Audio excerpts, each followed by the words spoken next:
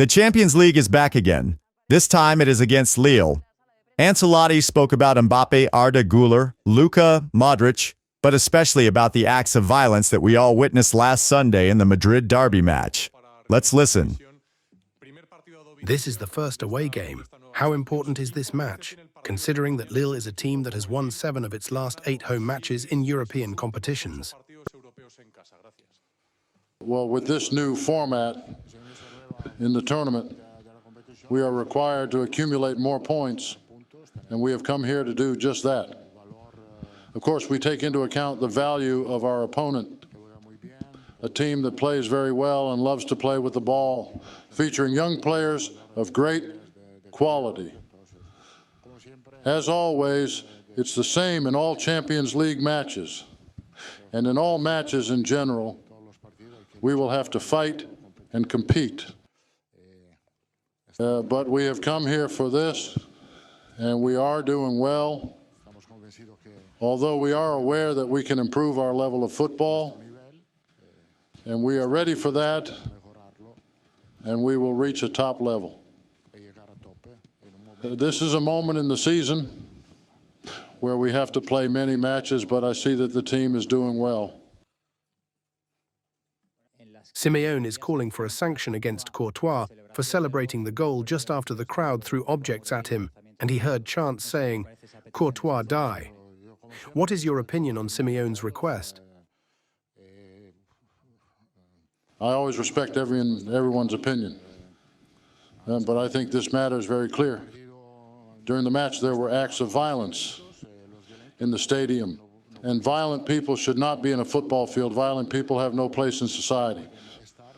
This is simply what happened. And regarding the opinions of others, I try to respect them, as I always do. However, what happened has been seen by everyone, and that is all I want to say about this. And violent people should not be on a football field, and as I said before, they should not be in normal civil society either. I want to insist a bit on what the coach and captain of Atletico de Madrid said, equating Courtois' goal celebration with the action of throwing of objects at Courtois. Can you give us your analysis of these statements and how it's possible for them to consider that both behaviors are equivalent? Yes. Well, as I said before, talking is creating a distraction from what really occurred. The fact is that violent people should not be on a football field. And I'm not only referring to the violent people from Atletico, but people of this kind from any team. Football does not need these kinds of characters. I said football does not need violent people. They are simply unnecessary. So it's better that these people stay somewhere else where they are not dangerous. As I said before, it's not just those from Atletico, also those from Real Madrid, Barcelona, or Villarreal. It's all the same. It's better that violent people leave all of us in peace. You said that Courtois' behavior seemed impeccable to you. But Simeone, although he apparently does not want to justify the crowd throwing objects at Courtois, is indeed justifying this. He said that Courtois celebrated the goal towards the crowd and that this generated the actions we have seen. I am respectful, and I will give you an answer. As I said before, talking about Courtois' behavior, who heard many times that they wished him dead, is really creating a distraction. It's that simple, and I don't have to say more about this. What do you think of Lille football team? I will answer in Spanish. It's better for me. Lille is a great club and has done well in recent years, and many high-level players have emerged from this club. They are a team that continues to compete well in France and in Europe, which is why they are in the Champions League. I have a lot of affection for the team director who has worked with me before in Paris. He is Olivier Letang, So it's a club that I hold in special regard. Mbappe seems to be recovering well from his injury. Will he play some minutes with the team tomorrow? Yes, he has recovered well and quickly. Honestly, he trained individually yesterday, and fortunately, he hasn't been out for long, so he hasn't lost much of his rhythm. He will complete the training normally with us, and then all together, including him, we will make the most appropriate decision for him, considering that the last thing we want to do is put him at risk.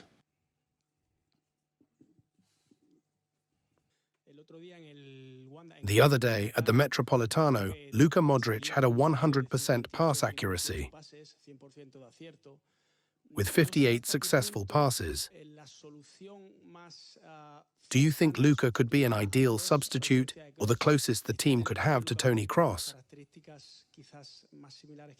Or do you think he cannot take on Kroos's starting role from last season? Honestly, we are not looking for someone to replace Kroos. That is the truth. So the reality is that we have to adapt to his absence. Luka Modric's level in the last match against Atletico was very high, and in my personal opinion, he was the best on the team. But we do not have a plan to find someone who could replace Toni Kroos, because, as I said before, he is irreplaceable. So we have to find other ways to play, and we will find them. We will discover other ways to play without him, because we have players of great quality, a different quality than that of Toni Kroos, but we do have quality players. It may be that we have not shown all the potential we have yet. At this point, I think we can all agree on that, but I am also 100% convinced that we will demonstrate our best level very soon.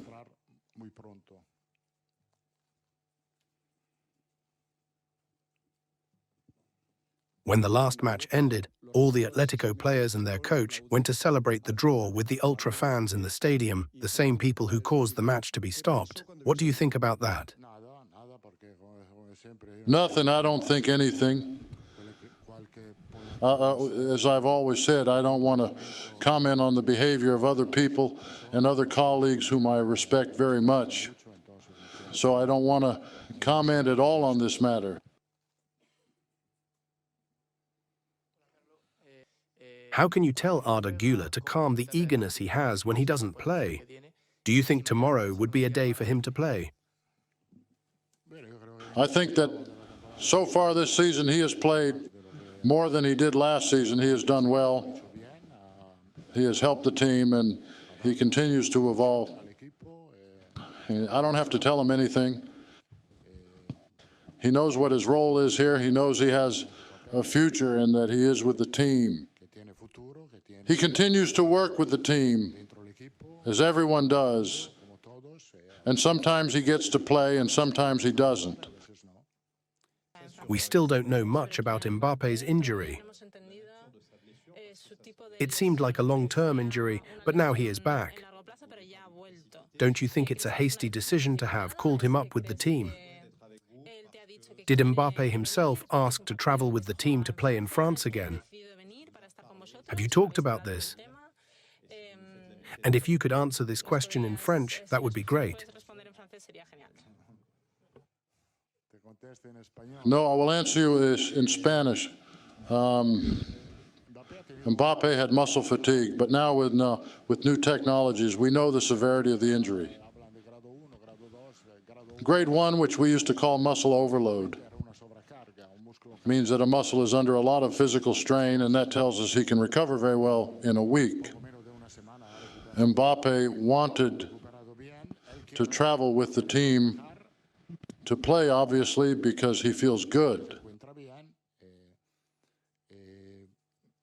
But we have to see how he trained today. If he feels well, if he is at a high level and 100%, then he can play. So as I said before, we are not going to take risks. If he is fine, then he can play from the first minute of the match.